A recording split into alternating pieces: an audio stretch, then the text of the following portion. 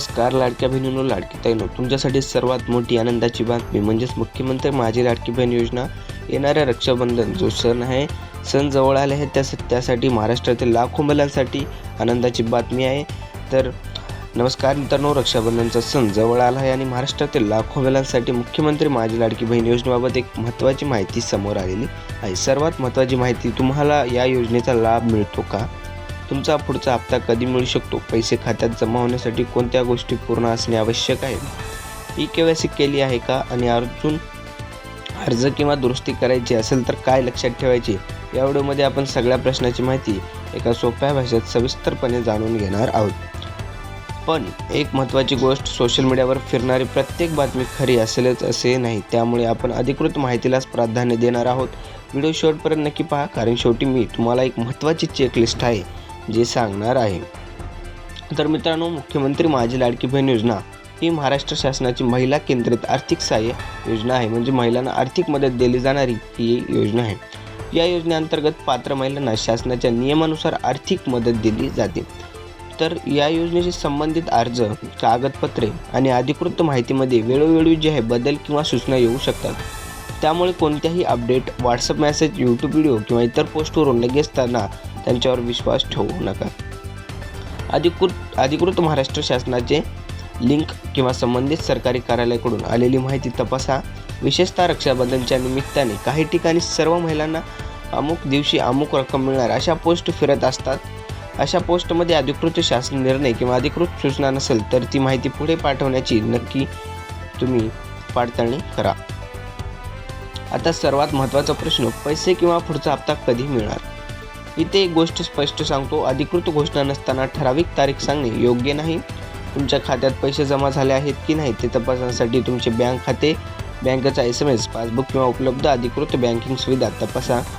काही लाभार्थ्यांच्या खात्यात रक्कम आधी किंवा नंतर जमा होऊ शकते, त्यामुळे एखाद्या व्यक्तीला पैसे मिळाले म्हणून प्रत्येकाच्या खात्यात त्याच दिवशी त्याच वेळी पैसे जमा होतील असे सुद्धा नाही।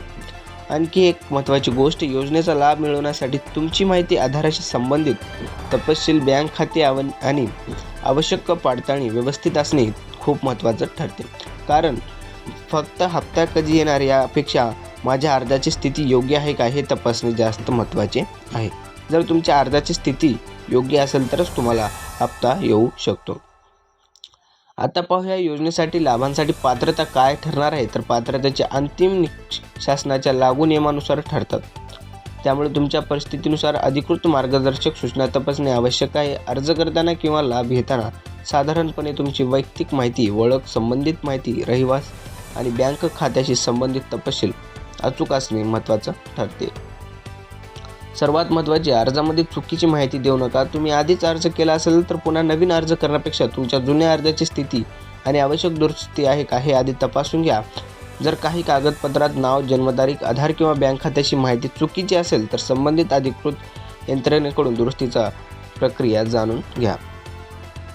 आता येतो सर्वात महत्त्वाचा भाग, ई-केवायसी। तुम्ही लाभार्थी असाल तर ई-केवायसी किंवा इतर पडताळणीची प्रक्रिया तुमच्यासाठी लागू आहे का हे अधिकृत लिंकद्वारे तपासा। अधिकृत वेबसाईटवरच तुमची माहिती भरताना काळजी घ्या। कोणालाही OTP, पिन, ATM माहिती, पासवर्ड किंवा बँक खात्याची गुप्त माहिती देऊ नका। जर एखादी व्यक्ती फोन करून म्हणत असेल तुमचा हप्ता लगेच मिळून देतो, OTP सांगा, तर सावध राहा। सरकारी योजनेच्या नावाने फसवणूक करणारे मेसेज, फोन येऊ शकतात। अर्ज करताना नाव, मोबाईल नंबर, आधाराशी संबंधित माहिती आणि बँक खात्याची माहिती अचूक आहे का ते तपासा। आणि सर्वात महत्त्वाचे, फक्त अधिकृत सरकारी वेबसाईटवर किंवा अधिकृत सेवा केंद्राचा वापर करा।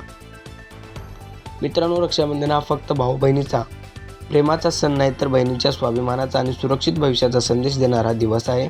लाडकी बहीण योजनेचा लाभ घेणाऱ्या महिलांनी आपली कागदपत्रे आणि अर्जाची माहिती व्यवस्थित ठेवणे महत्त्वाची आहे। पण कोणत्याही योजनेच्या नावाखाली अफवा पसरू नका। आजच पैसे येणार, सगळ्यांना बोनस मिळणार, लिंकवर क्लिक करा आणि हप्ता मिळवा अशा प्रकारचे मेसेज आले तर आधीच त्याची अधिकृत पडताळणी करा। तुमची माहिती आणि तुमचे बँक खाते सुरक्षित ठेवणे ही तुमची पहिली जबाबदारी आहे। चला आता एका मिनिटात पूर्ण चेकलिस्ट पाहूया। पहिली गोष्ट, तुमचा अर्ज योजनेमध्ये नोंदला आहे का ते तपासा। तुमची वैयक्तिक माहिती बरोबर आहे का ते पहा।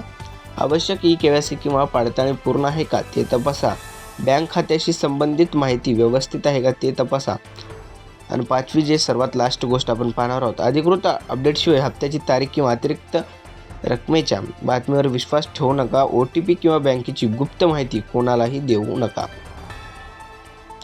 तर मित्रांनो, ही माहिती मुख्यमंत्री माझी लाडकी बहीण योजनेबाबतची महत्त्वाची माहिती. रक्षाबंधनच्या या विशेष निमित्ताने ही माहिती तुमच्या आई, बहीण, पत्नी, मैत्रीण किंवा कुटुंबातील पात्र महिलांपर्यंत नक्की पोहोचवा.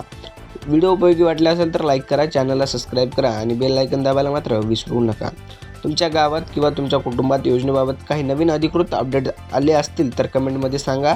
आणि लक्षात ठेवा, अधिकृत माहिती तपासा, अफवावर विश्वास ठेवू नका. तुमची वैयक्तिक माहिती सुरक्षित ठेवा.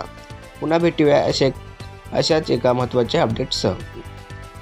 तोपर्यंत जय हिंद, जय महाराष्ट्र. भेटूया नेक्स्ट व्हिडिओमध्ये.